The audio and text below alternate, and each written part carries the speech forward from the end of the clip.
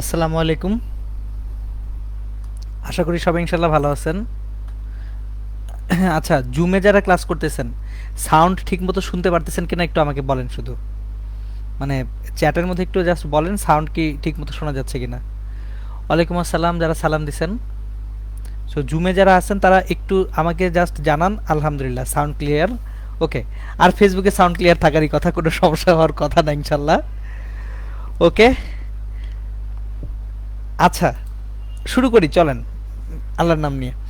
আমরা গত ক্লাসে অ্যাকচুয়ালি পড়তেছিলাম হচ্ছে ট্রান্সফরমার। আমি পড়ানো শুরু করছিলাম আপনাদেরকে ট্রান্সফরমারের জাস্ট কেন ট্রান্সফরমারটা দরকার সেটা পড়ানো শুরু করছিলাম। আজকে আমি আপনাদেরকে ট্রান্সফরমারের একেবারে ডিটেলস পড়াবো এবং ট্রান্সফরমার কিভাবে কাজ করে, ইনপুট আউটপুটের মধ্যে রিলেশনশিপটা কী কী। ওয়ালাইকুম আসসালাম সাবেত আকাশ। আমি একেবারে ইচ অ্যান্ড এভরি ডিটেলস পড়াবো। সো আজকের পুরো ক্লাসটাই যাবে ট্রান্সফরমার নিয়ে। মানে আজকের সম্পূর্ণ 1 ঘন্টা আমি ট্রান্সফরমার পড়াবো শুধু, এবং ট্রান্সফরমারের যত রকম ম্যাথ হওয়া পসিবল সব করাবো ইনশাল্লাহ। চলেন।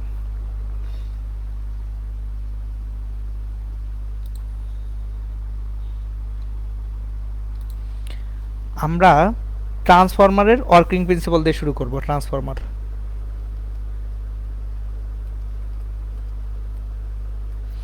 এখন দেখেন গতদিন আমি আপনাদেরকে দুই ধরনের ট্রান্সফরমার বলছিলাম। একটা হচ্ছে স্টেপ আপ বা আরোহী,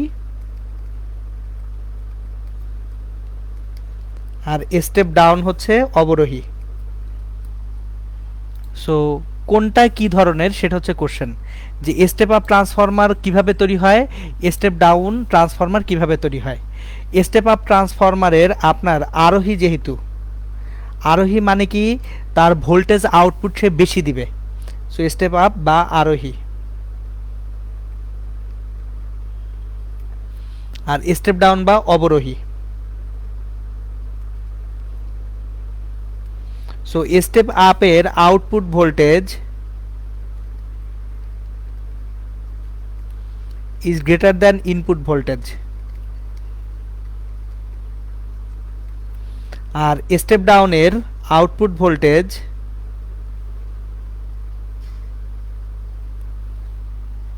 is less than input voltage.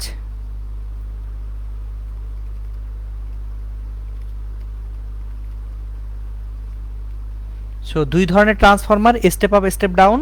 তাহলে আউটপুট ভোল্টেজটা ইনপুট ভোল্টেজের তুলনায় বড় হবে না ছোট হবে, এটার উপর ডিপেন্ড করবে আমার ট্রান্সফরমারটা কি স্টেপ আপ নাকি স্টেপ ডাউন হয়। ঠিক আছে, এখন একটা জিনিস খেয়াল করি, যে স্টেপ আপ ট্রান্সফরমার হোক স্টেপ ডাউন ট্রান্সফরমার হোক, যে ধরনের ট্রান্সফরমারই হোক না কেন, আমার এদের কনস্ট্রাকশন প্রিন্সিপালটা কি, মূল নীতিটা কি, কিভাবে কাজ করে সেটা আমরা দেখব। ধরেন আমার কোথাও একটা কুণ্ডলী আঁকলাম, এখানে একটা কুণ্ডলী আঁকি। আমি একটা কুণ্ডলী নেই, এটা একটা কুণ্ডলী।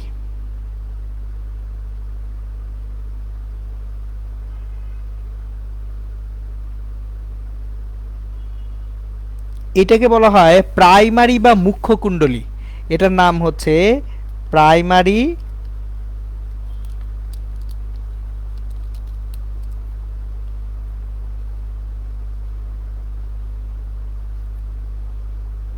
বা মুখ্য কুণ্ডলী। এবং ধরে নেই প্রাইমারি কুণ্ডলীর পাক সংখ্যা হচ্ছে এনপি। এখন আমি যদি এই প্রাইমারি কুণ্ডলীর মধ্যে একটা কারেন্ট ফ্লো করাই আইপি মানের, দেখেন প্রাইমারি কুণ্ডলীতে একটা কারেন্ট ফ্লো করালাম, সেক্ষেত্রে প্রাইমারি কুণ্ডলী থেকে একটা ফ্লাস্ক প্রডিউসড হবে, এরকম একটা ফ্লাস্ক প্রডিউসড হবে।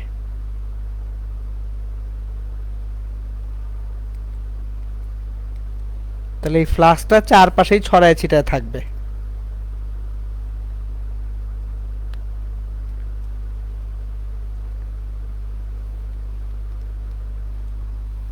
এখন প্রবলেমটা হচ্ছে এই মুখ্য কুণ্ডলী থেকে ফ্লাক্সটা যাচ্ছে নর্মালি কি চারপাশে, বলরেখাগুলো চারপাশেই ছড়ায় যাচ্ছে। কিন্তু আমি যদি এইখানে, এই যে দেখেন দুইটা বলরেখা আঁকছি, আরো বলরেখা, এখানে বলরেখা আসবে, এইভাবে বলরেখা আসবে, তাহলে বলরেখাগুলো চারপাশেই ছড়ায় যাচ্ছিল শুরুতে। সো একটা কুণ্ডলিতে যদি আমরা একটা কারেন্ট ফ্লো করি, ওই কুণ্ডলিতে কি উৎপন্ন হয়? কুণ্ডলীর চারপাশে ফ্লাস্ক তৈরি হয়। কুণ্ডলিতে তড়িৎ প্রবাহিত করলে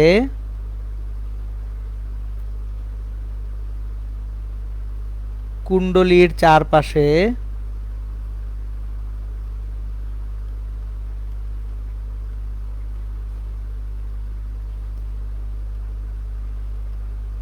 চৌম্বক ক্ষেত্র বা চৌম্বক বলরেখা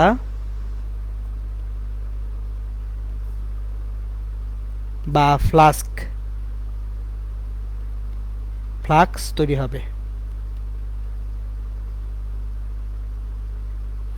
এইটুকু বুঝতে কোনো কষ্ট হওয়ার কথা না।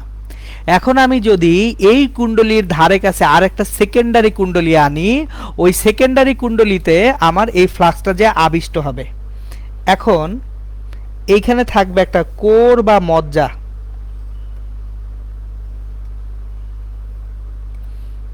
একটা ফেরোম্যাগনেটিক পদার্থের কোর বা মজ্জা থাকে।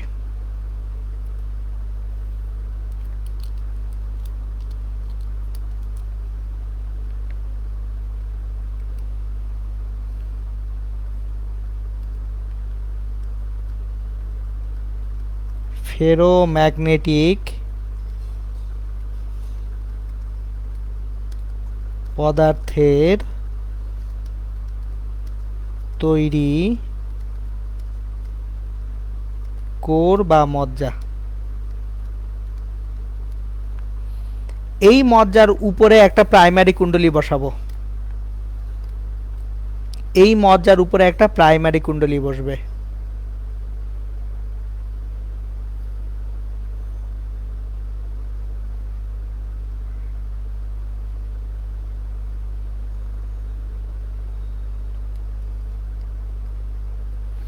আর বাম পাশে আরেকটা কুণ্ডলী বসবে, সেকেন্ডারি কুণ্ডলী।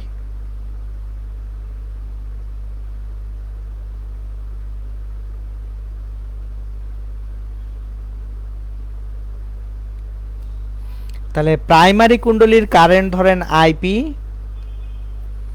প্রাইমারি কুণ্ডলীর পাক সংখ্যা এনপি, প্রাইমারি কুণ্ডলীর এইদিকে ভোল্টেজ দিলাম ইপি। এখন একটা জিনিস খেয়াল করেন, আপনি যখন প্রাইমারি কুণ্ডলীতে একটা কারেন্ট দিচ্ছেন, তখন এইখানে একটা কি তৈরি হচ্ছে? ফ্লাস্ক তৈরি হবে, চৌম্বক ক্ষেত্র, চৌম্বক বলরেখা তৈরি হবে। এবার কেন ফেরো চৌম্বক পদার্থ ব্যবহার করা হয়? কেন ফেরোম্যাগনেটিক কোর বা ফেরো চৌম্বক পদার্থের একটা কোর বা মজ্জা ব্যবহার করা হয়? দেখেন, যদি কোরটা না থাকতো বলরেখা চারপাশেই ছড়ায় যাইতো, কিন্তু কোর থাকার কারণে উৎপন্ন বলরেখাগুলো তারা আর বাইরে যেতে পারবে না। তারা কি করবে? এই কোরের মধ্যে আটকা পড়বে। আবার বুঝিয়ে বলতেছি, দেখেন, ফেরোচৌম্বক পদার্থের চৌম্বক প্রবেশ্যতা অনেক বেশি না? তাহলে ফেরোচৌম্বক পদার্থের যদি চৌম্বক প্রবেশ্যতা অনেক বেশি হয়ে থাকে, তাহলে আমার যত চৌম্বক বলরেখা আছে সবাই কার মধ্যে আটকা পড়বে? এই কোরের মধ্যে আটকা পড়বে। কোরের বাইরে কোনো বলরেখা যাবে না। তাহলে প্রাইমারি কুণ্ডলীর মধ্যে দিয়ে যে পরিমাণ বলরেখা আছে, সেকেন্ডারি কুণ্ডলীর মধ্যে একই পরিমাণ বলরেখায় কি হবে? আসবে। জিনিসটা খেয়াল করেন, আমি যখন আগের ডায়াগ্রামে কোর ছিল না, জাস্ট একটা কুণ্ডলী রেখে কুণ্ডলীর মধ্যে কারেন্ট ফ্লো করাইছি, তখন চৌম্বক বলরেখাগুলা কুণ্ডলীর চারপাশে ছড়িয়ে গেছে।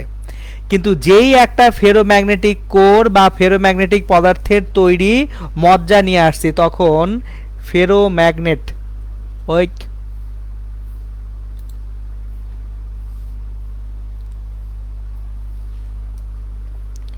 ফেরোম্যাগনেটিক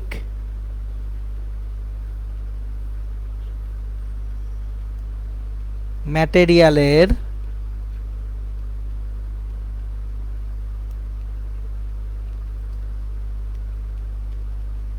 চৌম্বক প্রবেশ্যতা অনেক বেশি।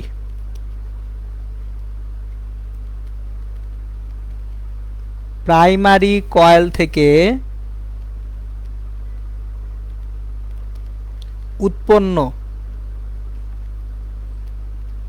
চৌম্বক বলরেখা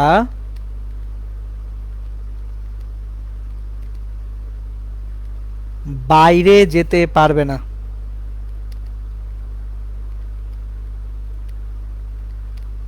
তাহলে প্রাইমারি কয়েলের মোট বলরেখা, প্রাইমারি কয়েল এর মোট বলরেখা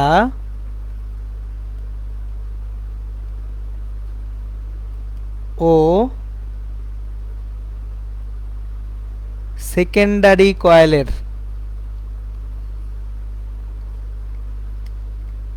মোট বলরেখা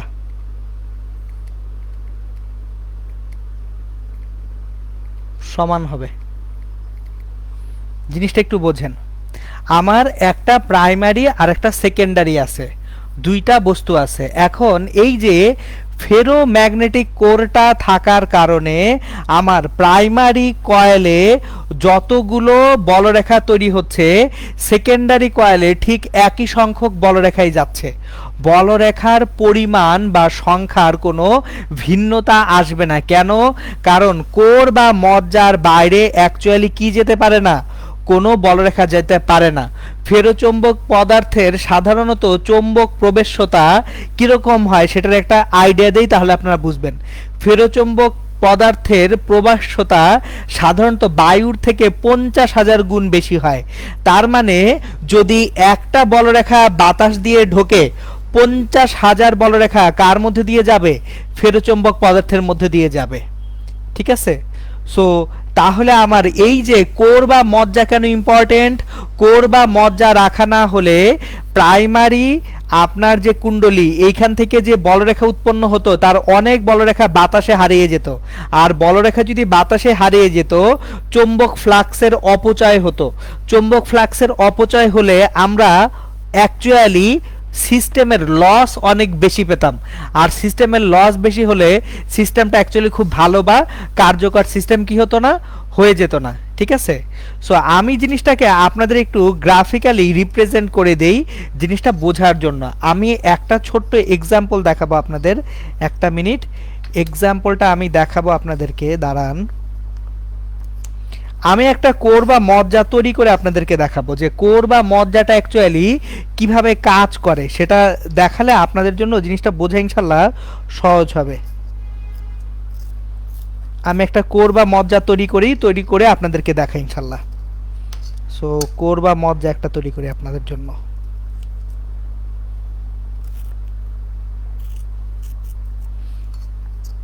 একটু হয়ে গেছে অলমোস্ট।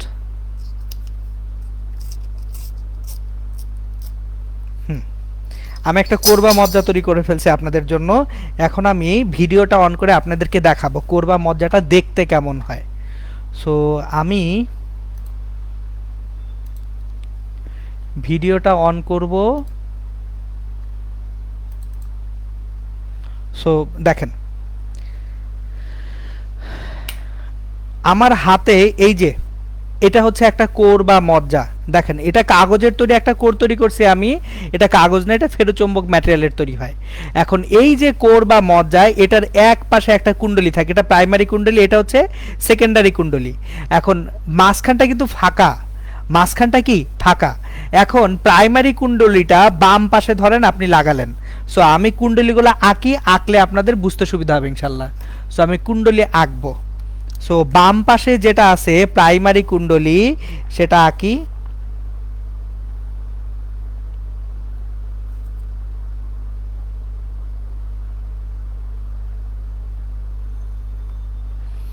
আর ডান পাশে সেকেন্ডারি কুণ্ডলী আঁকি। দেখাচ্ছি আপনাদেরকে। এই যে দেখেন আমি এই যে কোরটা যে আছে, কোরের বাম পাশে আমি একটা প্রাইমারি কুণ্ডলী আঁকছি। এই যে দাগগুলা দিছি, আচ্ছা দাগগুলা একটু মোটা দাগ দিলে, মার্কার দিয়ে দাগ দিলে আপনাদের বুঝতে সুবিধা হবে। সো আমি দাগগুলা মার্কার দিয়ে দেই, তাহলে বুঝতে কষ্ট হবে না। হুম,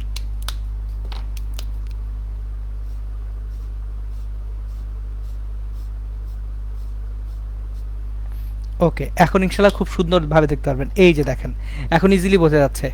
খেয়াল করেন, আমি একটা কোর বা মজ্জার দুই পাশে, এক পাশে নীল রঙের দাগ দিছি, আরেক পাশে কালো রঙের দাগ দিছি।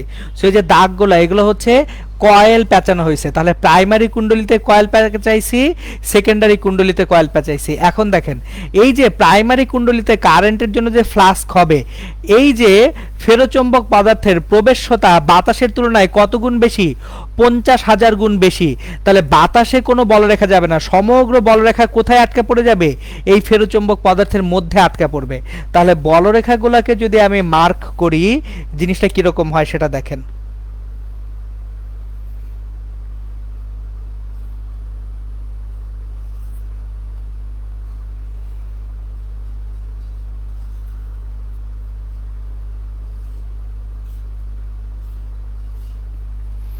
এই যে খেয়াল করেন, এই যে লাল রঙের যেটা আঁকছি, এই যে চৌম্বক বলরেখাগুলা বাম পাশের কুণ্ডলী থেকে তৈরি হয়ে ডান পাশের কুণ্ডলী দিয়ে ঢুকলো। এইভাবে অ্যাকচুয়ালি ফেরোচৌম্বক যে পদার্থটা আছে, এইটা সকল বলরেখাকে কার মধ্যে দিয়ে প্রবেশ করায়? তার নিজের মধ্যে দিয়ে প্রবেশ করায়। সো বাইরে কোনো বলরেখার অপচয় হওয়ার সুযোগটা থাকে না। সুতরাং আপনাদেরকে যদি অনুধাবনমূলক প্রশ্নে জিজ্ঞাসা করা হয় কেন একটা ট্রান্সফরমারে ফেরোচৌম্বক পদার্থ ব্যবহার করা হয়, অ্যান্সারটা খুব সিম্পল, যে ফেরোচৌম্বক পদার্থ ব্যবহার করা না হলে আমার কি হতো? চৌম্বক বলরেখাগুলো চারপাশে ছড়িয়ে যেত। তাহলে প্রাইমারি কুণ্ডলী থেকে যে বলরেখা পাচ্ছি, তার পুরো বলরেখাটা সেকেন্ডারি কুণ্ডলী পেত না। এতে চৌম্বক ক্ষেত্রের একটা লস হতো। আর চৌম্বক ক্ষেত্রের যদি লস হয়, সেক্ষেত্রে আমরা কি হারিয়ে ফেলবো? সেক্ষেত্রে আমরা চৌম্বক যে এনার্জি বা যেটাকে আমরা কনভার্ট করতে চাচ্ছিলাম ইলেকট্রিসিটিতে, সেটা আমরা অ্যাকচুয়ালি লস করতেছি। লস কমানোর জন্য অ্যাকচুয়ালি ফেরোম্যাগনেটিক পদার্থটা ব্যবহার করা হয়। এখন তাহলে আমরা চলেন আবার লেখালেখিতে ফেরত যাব ইনশাল্লাহ।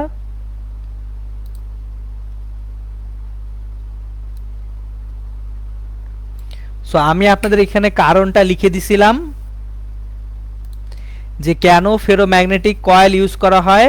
এখন তাহলে দেখেন, আমি পুরো জিনিসটাই ব্যাখ্যা করে দিছি আপনাদেরকে, যে এই যে প্রাইমারি কুণ্ডলী আর সেকেন্ডারি কুণ্ডলী দুইটার ভিতরে কি ইউজ করা হচ্ছে? একটা ফেরোচৌম্বক ম্যাটেরিয়াল বা ফেরোচৌম্বক কোর ইউজ করা হচ্ছে। এইবার এটা তো তাহলে বুঝে গেছি যে বাম পাশের কুণ্ডলীর মধ্য দিয়ে মোট যে বলরেখা প্রবেশ করবে, ডান পাশের কুণ্ডলীর মধ্য দিয়েও মোট একই বলরেখা প্রবেশ করবে। তাহলে মোট বলরেখার পরিমাণ বা সংখ্যা একই হচ্ছে দুই পাশে। এখন দেখেন, বাম পাশের কুণ্ডলীর জন্য প্রাইমারি কুণ্ডলীতে ফ্লাস্ক ফাই, এই ফাইটা হচ্ছে একটা পাকের জন্য। তাহলে মোট কত ফ্লাস্ক আছে? NP into phi. সেকেন্ডারি কুণ্ডলীর পাক সংখ্যা এনএস। তাহলে সেকেন্ডারি কুণ্ডলীর এখানে মোট ফ্লাস্ক হচ্ছে এনএস ইন্টু ফাই।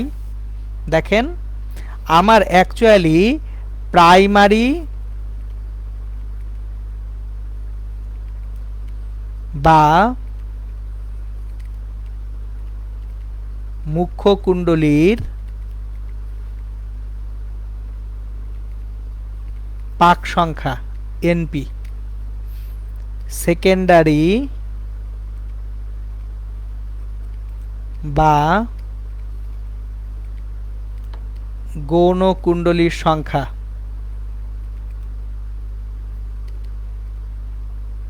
পাক সংখ্যা এনএস। এখন প্রাইমারি কুণ্ডলীতে আপনি মোট যে ফ্লাস্ক পাচ্ছেন, সেই মোট ফ্লাস্ক কত? NP into phi. সেকেন্ডারি কুণ্ডলীতে মোট ফ্লাস্ক পাচ্ছেন এনএস ইন্টু ফাই। এখন ইপি, প্রাইমারি কুণ্ডলীতে আবিষ্ট তড়িৎচালক শক্তি ইপি সমান minus NP d phi by dt. আর সেকেন্ডারি কুণ্ডলীতে আবিষ্ট তড়িৎচালক শক্তি ইএচ সমান minus NS d phi by dt. So এই দুইটা সমীকরণ থেকে আমরা যদি এখন লিখি ইপি বাই ইএচ সমান পাবো এনপি বাই এনএস। তার মানে একটা ট্রান্সফরমারের যে ভোল্টেজ, এই ভোল্টেজটা পাক সংখ্যার সঙ্গে সরাসরি কি সমানুপাতিক। তাহলে আমার ট্রান্সফরমারের ভোল্টেজ কার সঙ্গে সমানুপাতিক? পাক সংখ্যার সমানুপাতিক। সো ট্রান্সফরমারের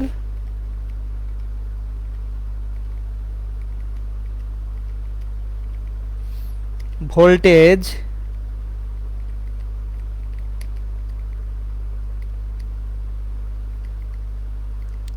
পাক সংখ্যার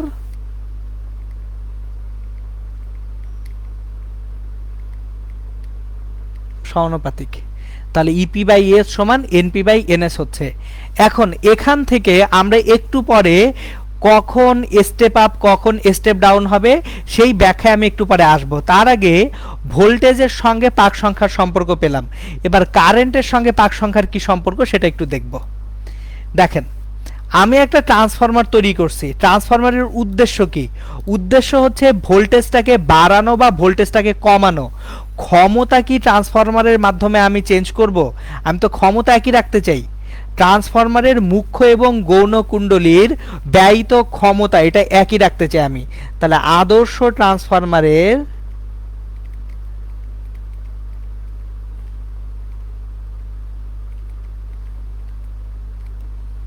মুখ্য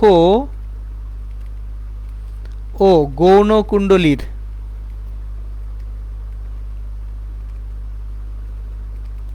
ক্ষমতা একই হবে। তাহলে যদি মুখ্য গৌণ কুণ্ডলীর ক্ষমতা একই হয়, দেখেন মুখ্য কুণ্ডলীর ক্ষমতা পাওয়ার অফ মুখ্য কুণ্ডলী ইকুয়ালস টু গৌণ কুণ্ডলীর ক্ষমতা পাওয়ার অফ গৌণ কুণ্ডলী। তাহলে মুখ্য কুণ্ডলীর ক্ষমতা, মুখ্য কুণ্ডলীর ভোল্টেজ, মুখ্য কুণ্ডলীর কারেন্ট, গৌণ কুণ্ডলীর ক্ষমতা মুখ্য কুণ্ডলীর গৌণ কুণ্ডলীর ভোল্টেজ, গৌণ কুণ্ডলীর কারেন্ট। এই যে ইপি আইপি সমান ইএসআইএস। এখান থেকে আমরা যেটা পাবো আইপি বাই আইএস সমান ইএস বাই ইপি সমান এনএস বাই এনপি। তাহলে আমাদের ট্রান্সফরমারের মুখ্য গৌণ কুণ্ডলীর কারেন্টের সঙ্গে যে সম্পর্কটা এটা পাক সংখ্যার ব্যস্তানুপাতিক। সো ভোল্টেজের সঙ্গে সম্পর্ক পাক সংখ্যার সমানুপাতিক, ভোল্টেজ পাক সংখ্যার সমানুপাতিক। আর ট্রান্সফরমারের কারেন্ট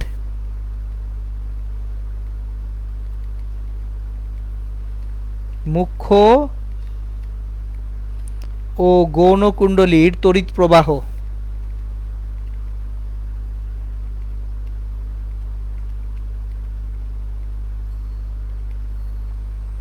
আপনার কিসের সমানুপাতিক?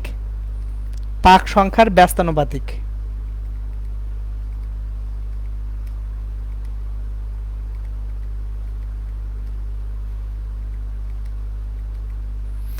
এই হচ্ছে একটা ট্রান্সফরমারের ওয়ার্কিং প্রিন্সিপাল বা কার্যনীতি, যে কিভাবে ট্রান্সফরমারে অ্যাকচুয়ালি কার্যনীতিটা তৈরি হয়। এখন এইখানে একটা অনুধাবনমূলক প্রশ্ন আছে, চলেন সেই অনুধাবনমূলক প্রশ্নটাকে অ্যান্সার করি। কোশ্চেন: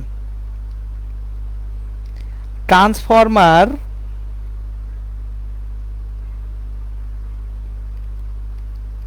ডিসি ভোল্টেজে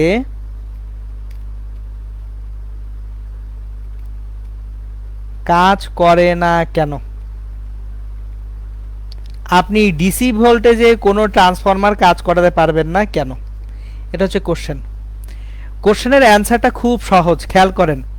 আমি ট্রান্সফরমারে যে ভোল্টেজটা পাচ্ছিলাম, এই যে দেখেন প্রাইমারি কুণ্ডলী সেকেন্ডারি কুণ্ডলীর ভোল্টেজ কি থেকে পাচ্ছি? ফ্লাস্কের পরিবর্তন থেকে। এখন ফ্লাস্কের পরিবর্তন থেকে যদি আমার ভোল্টেজ পেতে হয়, ফ্লাস্ক কখন পরিবর্তিত হবে? আপনার ফ্লাস্কের পরিবর্তন পাবো যদি আমরা অ্যাকচুয়ালি কি দেই? একটা পরিবর্তী কারেন্ট বা ধ্রুবমানের নয় এরকম একটা কারেন্ট দেই। সো আমার একটা ট্রান্সফরমারে আপনি যদি ডিসি ভোল্টেজ বা ডিসি কারেন্ট দিয়ে দেন, সেক্ষেত্রে আমাদের ফ্লাস্কের কোনো পরিবর্তন হচ্ছে না। খেয়াল করেন, ট্রান্সফরমার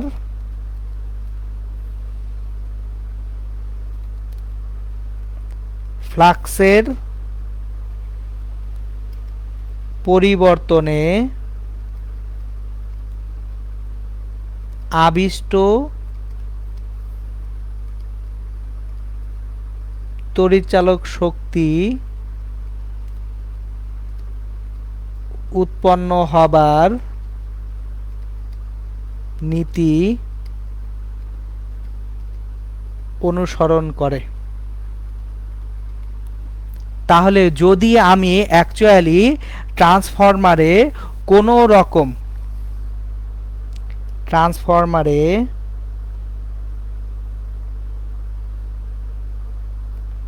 ডিসি ভোল্টেজ বা ডিসি কারেন্ট দেওয়া হলে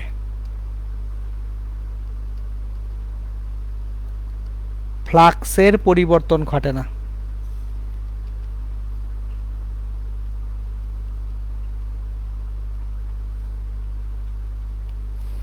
মানে ডিফাই বাই ডিটি জিরো হবে।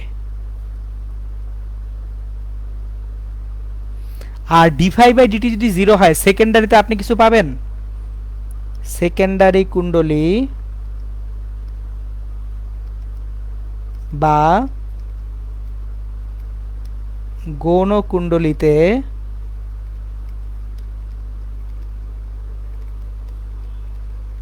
আউটপুট ভোল্টেজ জিরো হয়ে যাবে। সো আপনি প্রাইমারি কুণ্ডলীতে যদি ডিসি ভোল্টেজ বা ডিসি কারেন্ট দেন, সেকেন্ডারি কুণ্ডলী বা গৌণ কুণ্ডলীতে আউটপুট ভোল্টেজ কত হবে? জিরো হয়ে যাবে। তাই ট্রান্সফরমার ডিসি প্রবাহে কাজ করে না। মুখ্য কুণ্ডলীতে কেবলমাত্র পরিবর্তনশীল প্রবাহ প্রদান করলেই গৌণ কুণ্ডলীতে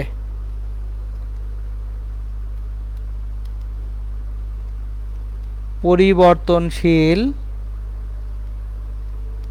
ভোল্টেজ ও কারেন্ট পাওয়া যাবে।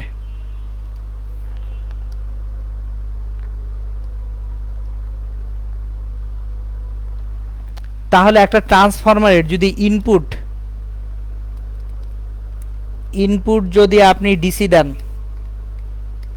আউটপুট ইনপুটে যত মানের ডিসি দেন না আউটপুট কত হয়ে যাবে? জিরো। আর ইনপুট যদি এসি দেন পরিবর্তনশীল, আউটপুটে কি পাবেন? পরিবর্তনশীল এসি পাবেন। সো এটা হচ্ছে একটা ট্রান্সফরমারের জন্য ওয়ার্কিং প্রিন্সিপালের আরেকটা ইম্পর্টেন্ট ইস্যু, যে ট্রান্সফরমারে আমি কখনোই ডিসি ভোল্টেজ দিয়ে অ্যাকচুয়ালি আউটকাম হিসেবে কিচ্ছু পাবো না। আউটকামটা কত দিবে? আমাকে জিরো দিবে। কিন্তু যদি ইনপুটে এসি প্রবাহ বা ভোল্টেজ দেই তখন আউটপুটে আমরা একটা এসি ভোল্টেজ বা এসি প্রবাহ পাবো। আশা করি এই দুইটা জিনিস কখনোই ভুলবেন না। সো এখানে দুইটা অনুধাবনমূলক প্রশ্ন আসতে পারে। একটা হচ্ছে কি, আর্মেচার বা এই যে মজ্জা, ফেরোচৌম্বক পদার্থের তৈরি কোর বা মজ্জা কেন ব্যবহার করা হয়, এটা একটা সুন্দর কোশ্চেন। আর সেকেন্ড কোশ্চেনটা হচ্ছে একটা ট্রান্সফরমার ডিসি ভোল্টেজে কেন কাজ করবে না। এই দুইটার ব্যাখ্যা আমি কমপ্লিটলি আপনাদেরকে শিখিয়ে দিলাম। এখন আসেন আমরা একটা জিনিস দেখব, যে প্রাইমারি কুণ্ডলী আর গৌণ কুণ্ডলীর পাক সংখ্যা কিরকম হলে আমরা কখন স্টেপ আপ ট্রান্সফরমার পাবো, কখন স্টেপ ডাউন ট্রান্সফরমার পাবো। তাহলে এখন আমরা দেখব কিভাবে স্টেপ আপ ও স্টেপ ডাউন ট্রান্সফরমার পাওয়া যায়। Step up transformer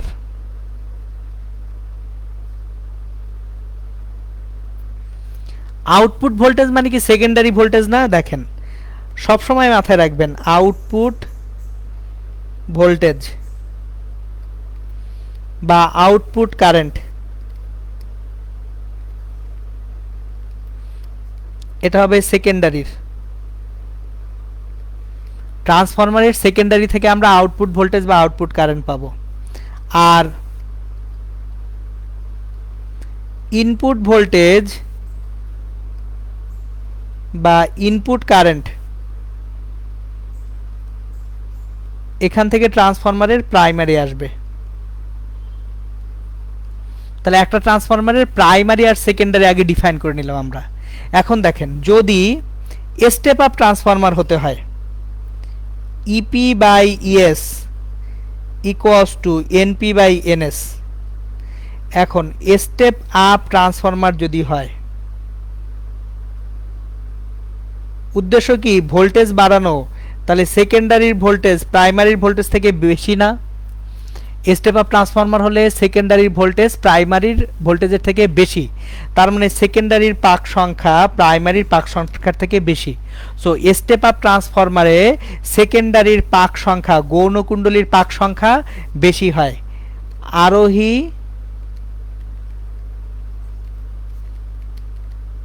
step up ট্রান্সফরমারে secondary বা গৌণকুণ্ডলীর পাক সংখ্যা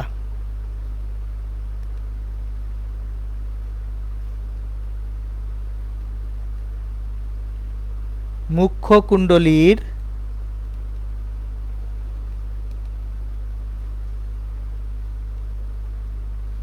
পাক সংখ্যা অপেক্ষা বেশি হয়।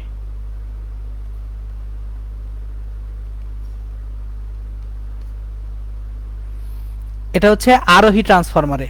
তাহলে অবরোহী বা স্টেপ ডাউন ট্রান্সফরমার যদি হয়, স্টেপ ডাউন ট্রান্সফরমার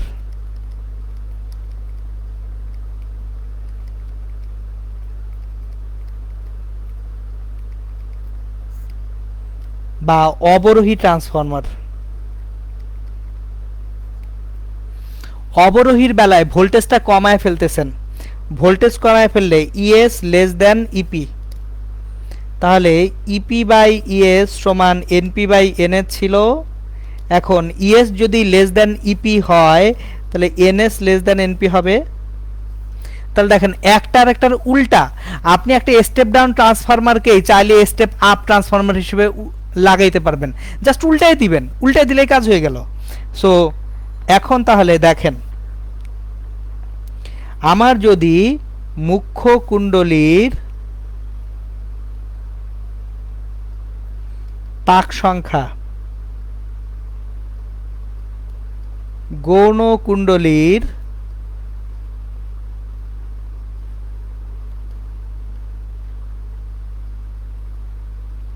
পাক সংখ্যা অপেক্ষা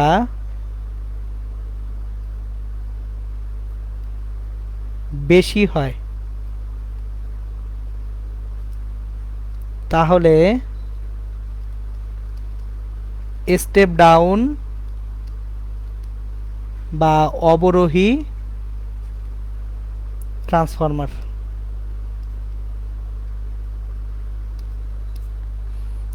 সো আমরা স্টেপ আপ এবং স্টেপ ডাউন ট্রান্সফরমার দুইটাই কি শিখে ফেললাম, ঠিক আছে? ওকে, এখন দেখেন আমরা step up step down transformer শেখা হয়ে গেছে আমাদের। নেক্সট আমরা যেটা দেখব সেটা হচ্ছে এই ট্রান্সফরমার রিলেটেড কি কি ম্যাথ হতে পারে, সেই ম্যাথগুলো এখন আমি আপনাদেরকে দেখাবো, যে ট্রান্সফরমার সম্পর্কিত কি কি ম্যাথ আমাদের আসতে পারে। আচ্ছা, এখানে আরেকটা অনুধাবনমূলক প্রশ্ন আছে, সেটাও করে ফেলি। কোশ্চেন: একটি স্টেপ আপ ট্রান্সফরমারকে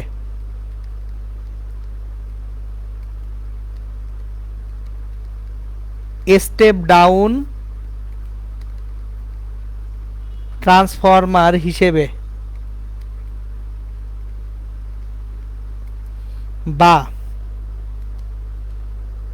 একটি স্টেপ ডাউন ট্রান্সফরমারকে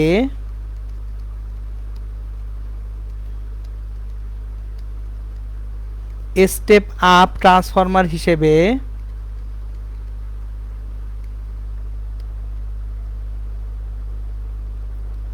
ব্যবহার করা যাবে কিনা।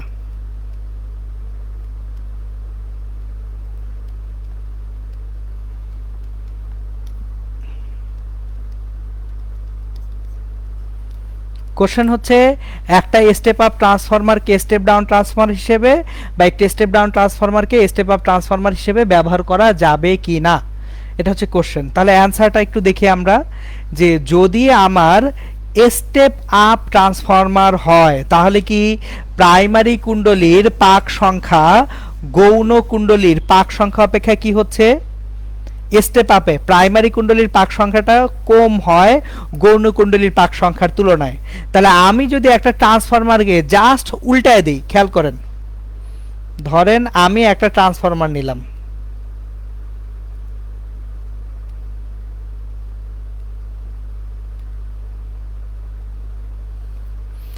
এইখানে ধরেন এটা মুখ্য কুণ্ডলী, মুখ্য কুণ্ডলীতে পাক দিলাম এই কয়টা, আর এটাকে বললাম গৌণ কুণ্ডলী।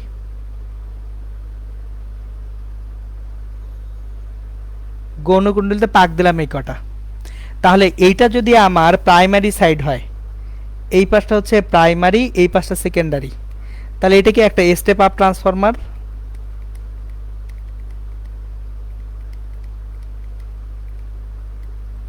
এখন আমি যদি জাস্ট একটু এই ট্রান্সফরমারটাকে ঘুরায় ফেলি, এই ট্রান্সফরমারটাকে আমি ঘুরায় ফেলবো, পুরা ট্রান্সফরমারটাকে আমি কি করব, ঘুরাবো, রোটেট করব। সো রোটেট করে দিই, এই যে দেখেন রোটেট করে দিছি, কিচ্ছু না, খালি ঘুরাই দিছি, একদিক আরেক দিকে রোটেট করে দিছি। এখন তাহলে এইটা এনপি হইলে, এইটা এনএস হইলে, এটাই কি স্টেপ ডাউন ট্রান্সফরমার না?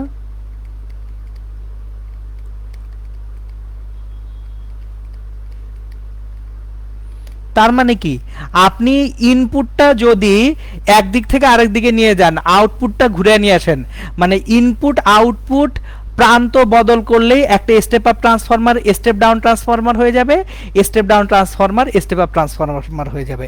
তাহলে আমরা এইখানে খুব সুন্দরভাবে অ্যান্সারটা লিখতে পারি। আমরা চিত্র দুটাকে একটু বাম পাশে নিয়ে যাই, ডান পাশে অ্যান্সারটা লিখে দিই। দেখেন, কুণ্ডলীতে ইনপুট আউটপুট এর প্রান্ত বদল করে দিলেই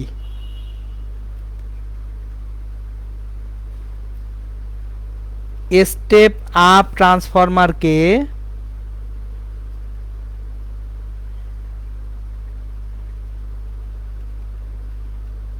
স্টেপ ডাউন হিসেবে ও স্টেপ ডাউন ট্রান্সফরমারকে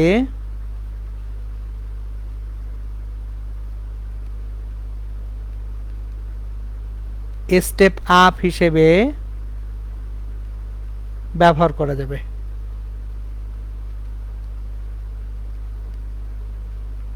আর কিছু করার দরকার নাই, শুধু প্রান্ত বদল করে দেন। আপনি যদি প্রান্ত বদল করে দেন তাহলেই অ্যাকচুয়ালি আপনি একটা স্টেপ আপ ট্রান্সফরমার থেকে একটা স্টেপ ডাউন ট্রান্সফরমার তৈরি করতে পারবেন, একটা স্টেপ ডাউন ট্রান্সফরমার থেকে একটা কি তৈরি করতে পারবেন, স্টেপ আপ ট্রান্সফরমার তৈরি করতে পারবেন। সো এইটাই গেল ট্রান্সফরমারের যত ওয়ার্কিং প্রিন্সিপাল রিলেটেড যত যা আছে সব।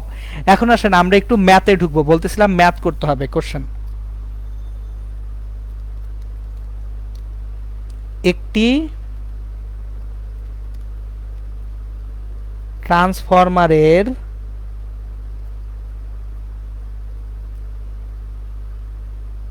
মুখ্য ও গৌণ কুণ্ডলীর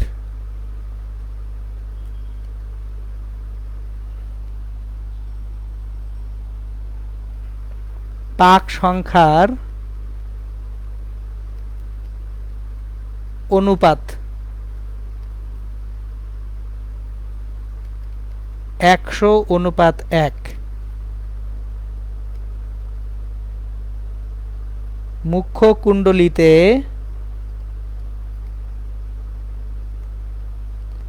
22 কিলোভোল্ট প্রদান করা হলে 100 মেগাওয়াট ক্ষমতার ট্রান্সফরমারটিতে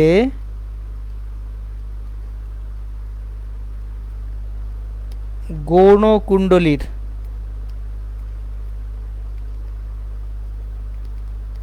প্রবাহ মাত্রা কত?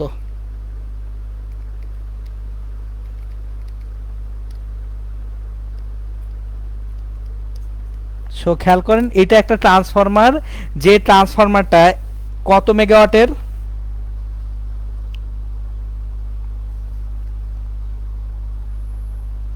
দেখেন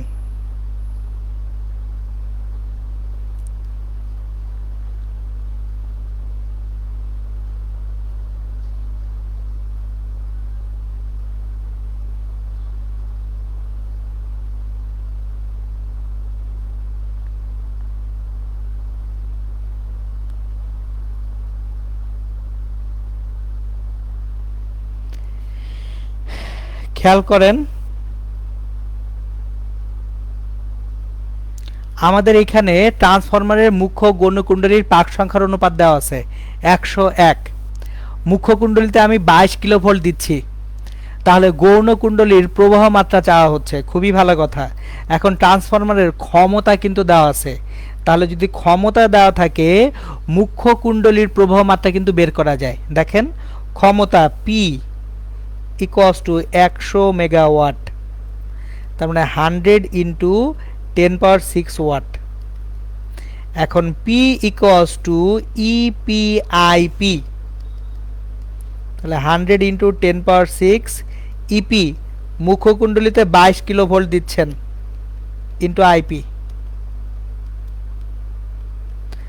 আইপি ইকুয়ালস টু আমার এখানে কত আসে তাহলে দেখি, 100⁶ divided by 22⁻3, 4545.45 ampere.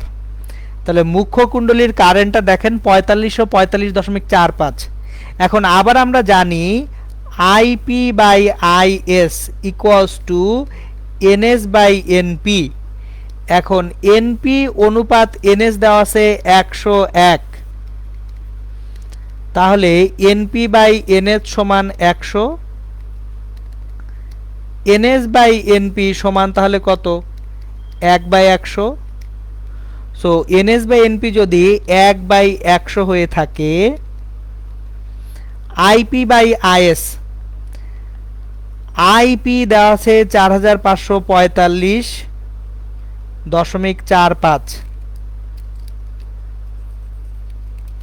R is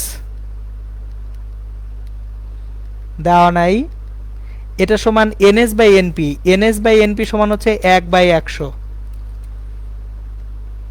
NS by NP হচ্ছে 1/100। সো এইখান থেকে আমরা সেকেন্ডারি যে কারেন্ট আইএস পাবো 4545.45 গুণন 100, এটাকে আবার 100 দিয়ে গুণ করলে আমরা পাবো 454.54 কিলো অ্যাম্পিয়ার কারেন্ট আমার সেকেন্ডারি কুণ্ডলিতে থাকবে। সো এই যে দেখেন এইভাবে অ্যাকচুয়ালি একটা ট্রান্সফরমারের একটা কুণ্ডলীর প্রবাহ মাত্রা থেকে অপর কুণ্ডলীর প্রবাহ মাত্রা বের করা সম্ভব। এখন নেক্সট যে জিনিসটা আমরা দেখব সেটা হচ্ছে এই যে ট্রান্সফরমারের একটা ট্রান্সফরমার দিয়ে যখন বাসাবাড়িতে প্রবাহ দেওয়া হয় তখন জিনিসটা কিভাবে কাজ করে সেটা দেখব। নেক্সট দেখব একটা ট্রান্সফরমার থেকে বাসাবাড়িতে কিভাবে আমরা সাপ্লাই লাইনটা প্রদান করতে পারি সেটা। তাহলে একটি স্টেপ ডাউন ট্রান্সফরমারের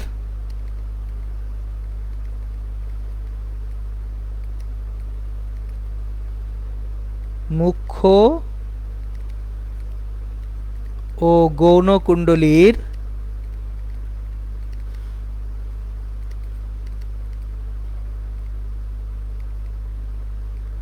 পাক সংখ্যার অনুপাত 50:1। মুখ্য কুণ্ডলীতে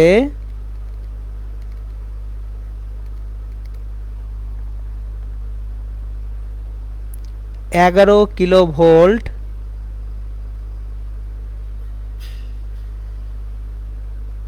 প্রদান করা হলে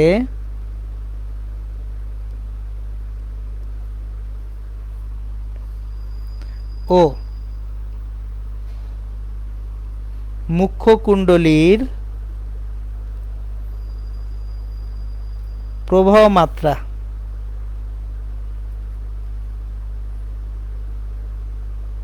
পাঁচ কিলো অ্যাম্পিয়ার হলে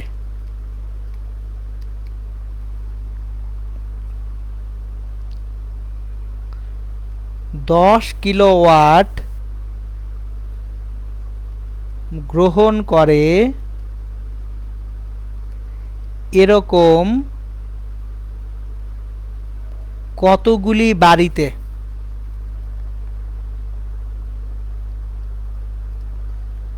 ওই ট্রান্সফরমার হতে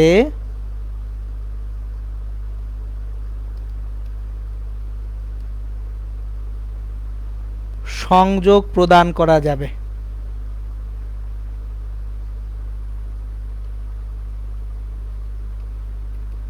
প্রতিটি বাড়ি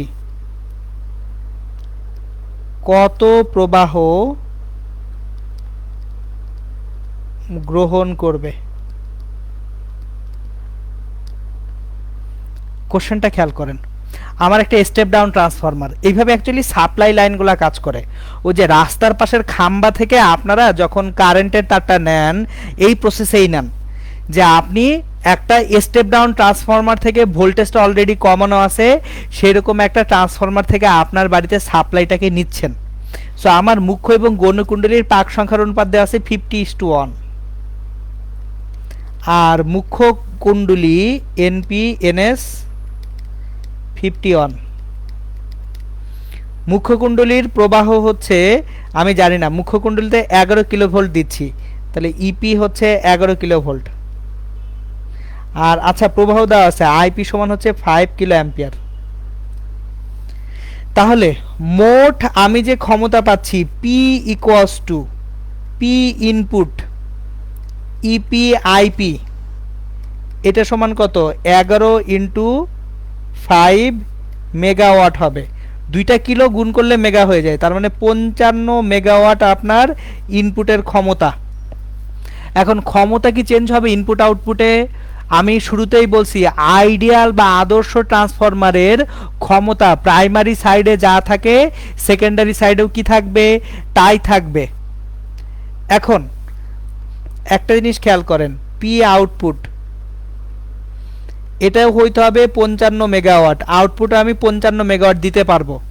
এখন এক একটা বাড়ি কত নেয়? 10 কিলোওয়াট, তাহলে সংযোগ প্রদান করা যাবে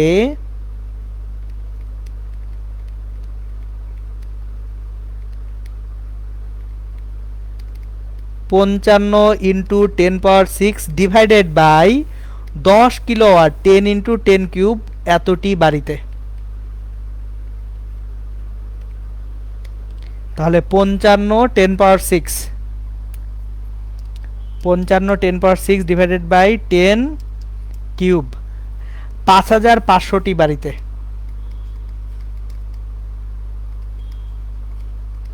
দেখেন আপনি 5500টি বাড়িতে সংযোগ প্রদান করতে পারবেন। এখন খেয়াল করেন প্রত্যেকটা বাড়ি কত প্রবাহ গ্রহণ করবে। এটা একটা ইন্টারেস্টিং কোশ্চেন যে প্রতিটি বাড়ি কত প্রবাহ গ্রহণ করবে। এখন প্রত্যেকটা বাড়ির কারেন্ট কত সেটা বের করতে হবে। এখন একটা বাড়ি কত কিলোওয়াট নিচ্ছে? 10 কিলোওয়াট নিচ্ছে না? দেখেন তো এক একটা বাড়ি কত করে নিচ্ছে? 10 কিলোওয়াট। তাহলে প্রতিটি বাড়ির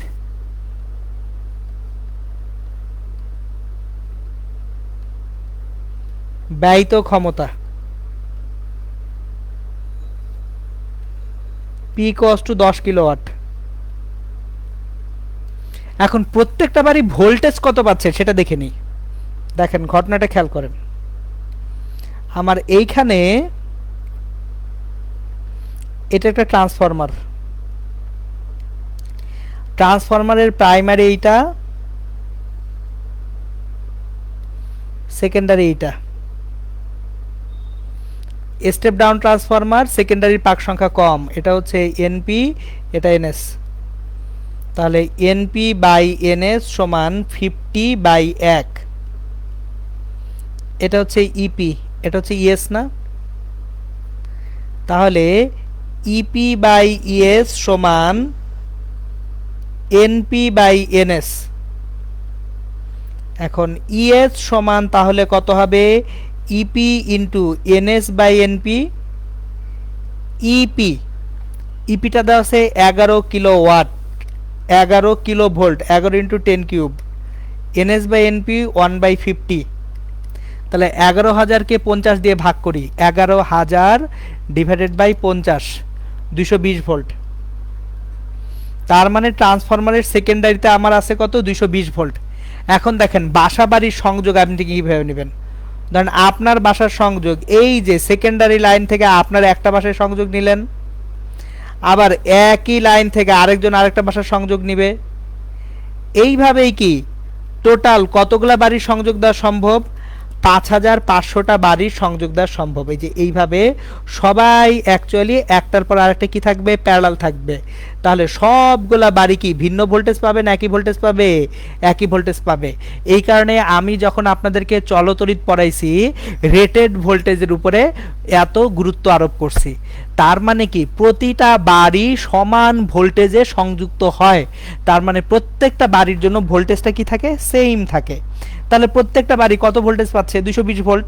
তাহলে প্রত্যেকটা বাড়ির জন্য এখন কারেন্ট কত যাবে, এই যে দেখেন এই দুই প্রান্তের মধ্যে ভোল্টেজ ডিফারেন্স 220 ভোল্ট।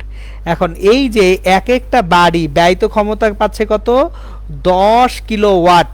তাহলে আমরা যদি জিনিসটাকে একটু এনলার্জ করে দেখি যে ইএসটা হচ্ছে এইটা,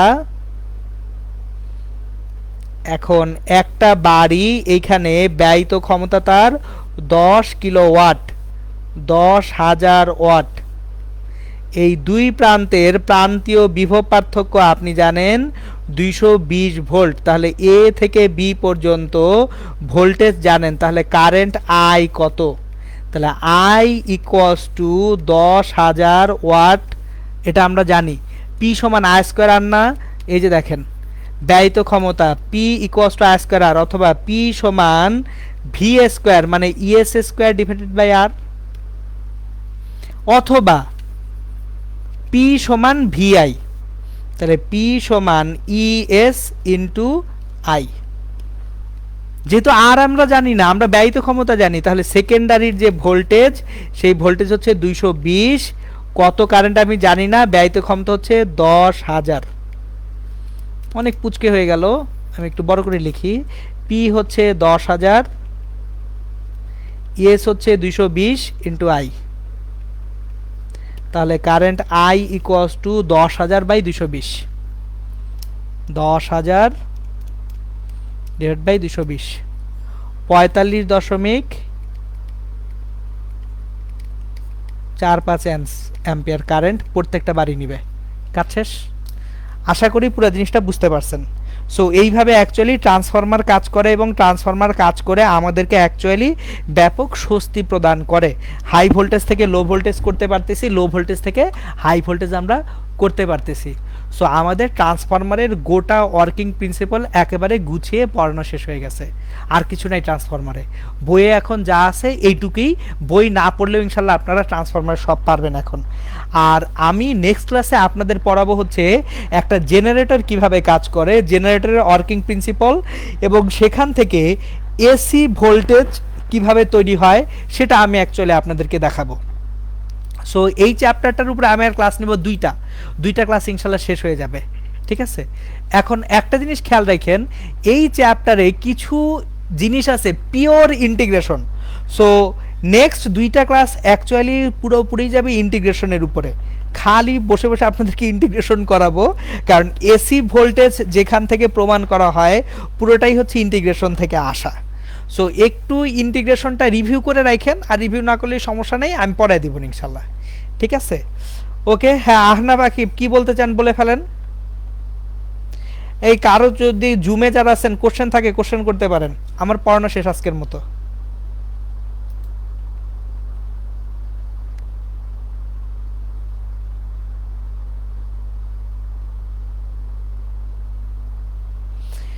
আজিজুল হাকিম ভাইয়া, বাজারে শুধুমাত্র এক ধরনের ট্রান্সফরমার পাওয়া যায়, ব্যবহারের ভিত্তিতে শুধু পার্থক্য করা হয়। হ্যাঁ ওই যে বুঝাই তো বললাম, ট্রান্সফরমার হচ্ছে ব্যবহারের ভিত্তিতে প্রবলেম, মানে ব্যবহারের ভিত্তিতে আপনি স্টেপ আপ স্টেপ ডাউন করবেন, কিভাবে প্রান্ত দুইটাকে লাগাবেন।